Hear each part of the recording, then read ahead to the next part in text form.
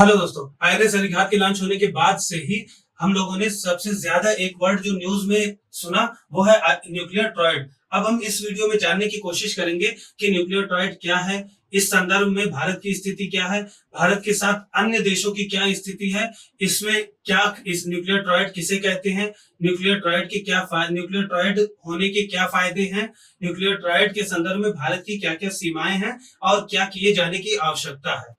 अब हम यहाँ जानने की कोशिश करेंगे कि आखिर न्यूक्लियर ट्रायड क्या होता है। न्यूक्लियर ट्रायड जैसा कि वर्ड से ही डिफाइंड है, न्यूक्लियर का मतलब नाभिकीय रूप से संपन्न या नाभिकीय शस्त्रों से संपन्न, ट्रायड का मतलब तीन, तीन से संदर्भ है नेवी, आर्मी और एयरफोर्स। अब किसी देश की नेवी, आर्मी, एयरफोर्स अगर न्यूक्लियर पावर मिसाइल से संपन्न है या लैस है तो उस देश को न्यूक्लियर ट्रायड कहा जाता है। अभी वर्तमान में विश्व के 4 देश ऐसे हैं जो न्यूक्लियर ट्रायड के अंतर्गत आते हैं, जिनमें यूएस, रशिया, चाइना और इंडिया शामिल है। अब हम इसमें देखेंगे कि न्यूक्लियर ट्रायड का इंडिया के लिए क्या इंपॉर्टेंस है।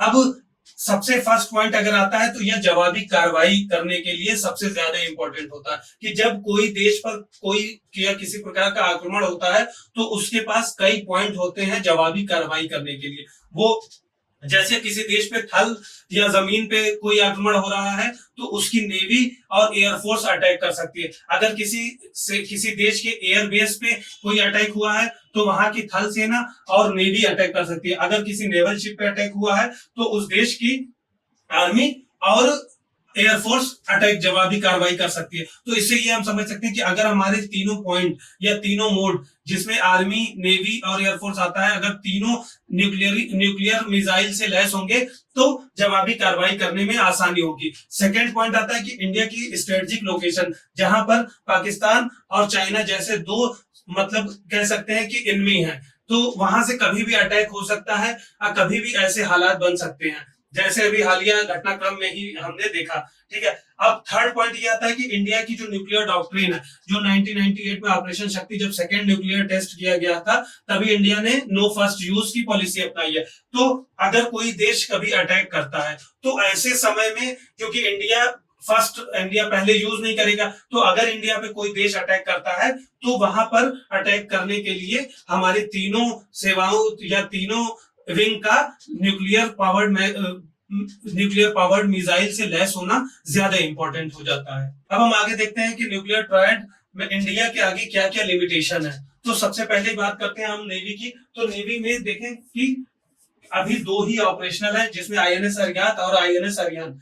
थर्ड वन एस4 जो है अभी डेवलपमेंटल फेज में है। ठीक है। तो सबसे बड़ा इंडिया की अगर हम बाउंड्री देखें या लैंड या अगर हम सी बाउंड्री देखें तो इंडिया की जितना एरिया है या फिर जिस तरीके से देश है इंडिया के पड़ोसी देश, उस तरह से केवल दो जो सबमरीन है वो कम है। कहीं ना कहीं इससे ज्यादा की आवश्यकता है इंडिया को। ठीक है। अगर हम अन्य देशों के साथ इसका कंपेयर करें तो चीन के पास 12 है और अमेरिका के पास 14 जो है ये लार्ज स्केल पनडुब्बियां हैं, जहां से जो है मास स्केल पर जो है न्यूक्लियर मिसाइल दागी जा सकती है। इंडिया के पास इस चीज की कमी है। सेकंड, अगर एयर फोर्स विंग में देखें तो जो दो सबसे इंपॉर्टेंट एयरप्लेन है जिनसे जो न्यूक्लियर पावर्ड मिसाइल से लैस है, वो रूस से आयातित सुखोई और सेकंड जो फ्रांस से इंपोर्टेड राफेल है।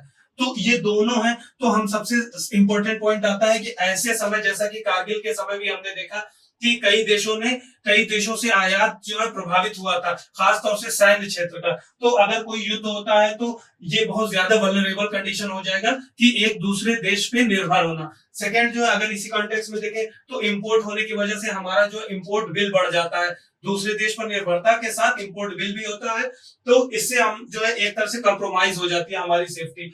इसीलिए हम देखेंगे कि इंडिजिनाइजेशन या स्वदेशीकरण प्रक्रिया अभी चल रही है, जिसमें बड़े बड़े अधिग्रहण किए गए हैं। और फिर अब हम थर्ड पॉइंट आते हैं कि इंडियन बेड़े का बहुत बड़ा एक जो है अप्रोक्सीमेट 30% जो है आपको देखें मेंटेनेंस या डेवलपमेंटल फेज में ही है। तो हमारा बहुत बड़ा एक चंक जो है ऑक्यूपाई है, तो जिससे जो है कंप्रोमाइज हो सकती है कभी भी अगर ऐसी परिस्थिति बनती है जहां पर आवश्यकता ज्यादा होती है। फिर सेकंड हमारा आता है इंटरकॉन्टिनेंटल जो बैलिस्टिक मिसाइल है, इनकी संख्या तो कम है लेकिन उतनी टेस्टिंग भी अभी नहीं हुई है जितनी एक, मतलब आपको फुल प्रूफ एक डेवलपमेंटल, अभी आप कह सकते हैं कि इसमें जो है और टेस्टिंग की जरूरत है। अब हम बात करते हैं कि तीनों विंग, नेवी, आर्मी और एयरफोर्स में किस तरह से और कहां-कहां न्यूक्लियर पावर्ड मिसाइल्स जो है तैनात हैं। तो अगर हम नेवी की बात करें तो नेवी में हम बात कर चुके हैं आईएनएस अरिहंत और आईएनएस अरिघात। जो आईएनएस अरिहंत में शॉर्ट रेंज की मिसाइल्स तैनात थी, अरिघात में जो है वो लॉन्ग रेंज की मिसाइल तैनात की गई है। अब उसके बाद अभी एक जो है S4 ये डेवलपमेंटल फेज में है, ये अरिहंत और अरिघात का जो है एडवांस वर्जन है। अब हम लैंड बेस्ड बात करें तो दो सीरीज है, एक अग्नि सीरीज और एक पृथ्वी सीरीज। अग्नि सीरीज जो है वो लॉन्ग रेंज के लिए मिल रही है, अग्नि 1 2 3 4 5, जिसमें 4 5 देखते हैं कि इंटरकॉन्टिनेंटल बैलिस्टिक मिसाइल है। पृथ्वी सीरीज की बात करें या तो ये शॉर्ट रेंज की मिसाइल है जो कि 100 से लेकर 350 से लेकर 400 तक जाती है।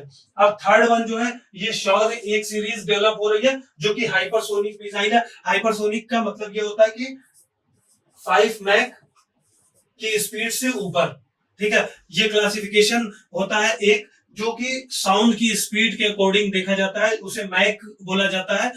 जो अगर 1 मैक से कम की स्पीड होती है तो उसको सबसोनिक बोला जाता है, एक पर ट्रांससोनिक, उससे ऊपर जो है सुपरसोनिक, 1 से लेके 5 तक, और 5 से ऊपर जाता है तो उसको हाइपरसोनिक स्पीड बोला जाता है। अब हम एयर बेस्ड अगर बात करें तो एयर बेस्ड में सुखोई और राफेल दो है इंपॉर्टेंट एयरप्लेन जिसपे जो है न्यूक्लियर मिसाइल तैनात की गई है। अब आप इसमें एक मेंस का प्रश्न अगर बन सकता है कि न्यूक्लियर ट्रायड से आप क्या समझते हैं, इसके महत्व की जांच कीजिए।